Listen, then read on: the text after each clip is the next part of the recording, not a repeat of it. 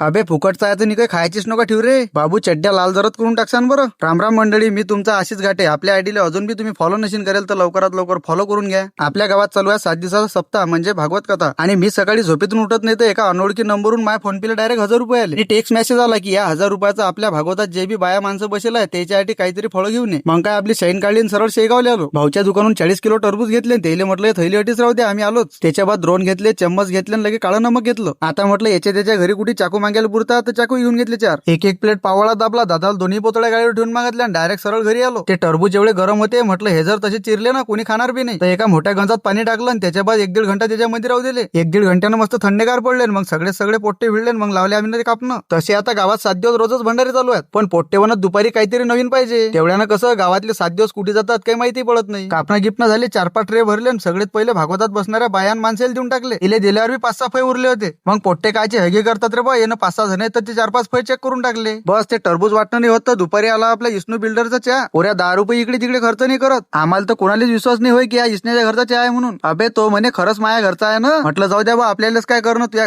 घरचा. मग काय भागवतातल्या सगळे चहा वाटप करून दिला. जो उरला सोरला तो आम्ही घेऊन घेतला. चला मग मानो, भेटू आपण पुढच्या याच्यापेक्षा खतरनाक व्हिडिओ मध्ये. तोपर्यंत घ्या तुम्ही फॉलो करून.